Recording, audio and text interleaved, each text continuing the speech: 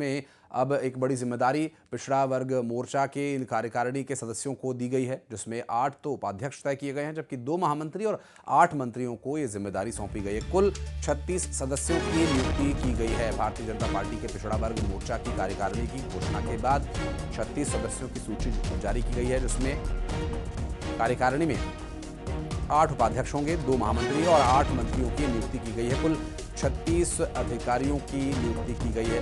Bharatiya Janata party पिछड़ा वर्ग मोर्चा के 36 सदस्यों की ये सूची जारी की गई है। मिल रही जानकारी के अनुसार पूरे मामले में अब 36 पदाधिकारियों को नियुक्त किया गया और बड़ी जिम्मेदारी दी गई।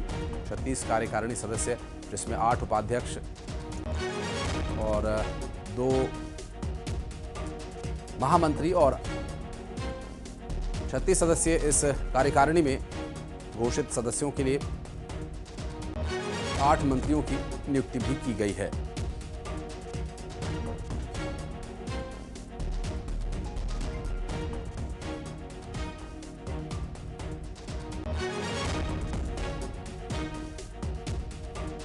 तो भोपाल से आपको बड़ी जानकारी दे रहे वासु हमारे सहयोगी इस वक्त हमारे साथ जुड़ गए, बात करेंगे उनसे। वासु, ये सूची जिसमें 36 नाम तय किए गए हैं, क्या कुछ प्राथमिकताएं रहेंगी?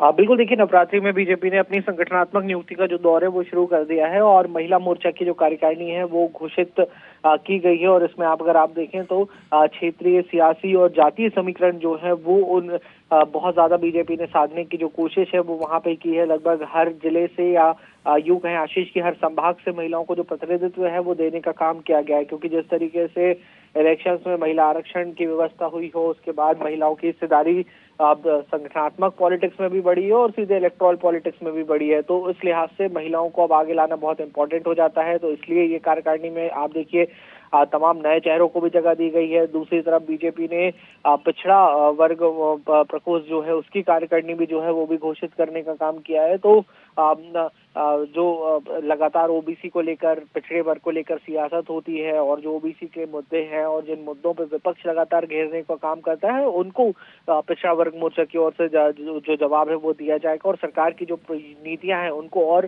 प्रभावी रूप से प्रमोट किया जा सके, ये जिम्मेदारी अब इस नई कार्यकारिणी के पास होगी। और आने वाले समय में कुछ और संगठनात्मक नियुक्तियां भी हो सकती हैं और जो राजनीतिक नियुक्तियां होती है, जो निगम मंडल की नियुक्तियां होती है, उनके भी आसार जो है अब दिखाई देने लगे हैं। क्योंकि बीते दिनों खुद बीजेपी के चाहे प्रदेश अध्यक्ष हेमंत खंडेलवाल हो, चाहे मुख्यमंत्री डॉक्टर मोहन यादव हो, लगातार दिल्ली दौरे पर रहे हैं और आला नेताओं से मुलाकात की है। और प्राथमिकताओं की यदि बात करें, चूंकि जिस तरह से दलित समाज के लोग या पिछड़ा वर्ग के लोगों के लिए क्या इनकी प्राथमिकताएं रहेंगी वासु? चूंकि अभी कई तरह के सवाल विपक्षी दलों के द्वारा उठाए जाते रहे हैं, दलितों के साथ अत्याचार और तमाम तरह की बातें भी राजनीतिक रूप से की जाती रही हैं। प्राथमिकताएं क्या रहने वाली हैं इन सदस्यों के लिए? क्या निर्देश दिए गए हैं इस सूची के साथ? बिल्कुल, देखिए, मध्य प्रदेश की सियासत के केंद्र में ही अब लगातार ओबीसी वर्ग हो, दलित वर्ग हो या पिछड़ा वर्ग हो वो रहा है। जिस तरीके से ओबीसी आरक्षण को लेकर बीते दिनों हमने देखा काफी सियासत हुई, मामला कोर्ट में पहुंचा, आरोप प्रत्यारोप लगते रहे। कांग्रेस ने साफ तौर पर आरोप लगाया कि ओबीसी के साथ बीजेपी छलावा कर रही है, उनको आरक्षण नहीं देना चाहती। अब इन तमाम बातों को टैकल जो है वो पिछड़ा वर्ग मोर्चा की जो कार्यकारिणी है, उनके जो सदस्य हैं उनको करना होगा और सरकार की नीतियों को जनता तक प्रभावी रूप से ले जाना, उनको प्रमोट करने का काम, यही प्राथमिक जिम्मेदारियां रहेंगी। बहुत शुक्रिया आपका वासु इस पूरे मामले पर जानकारी देने के लिए।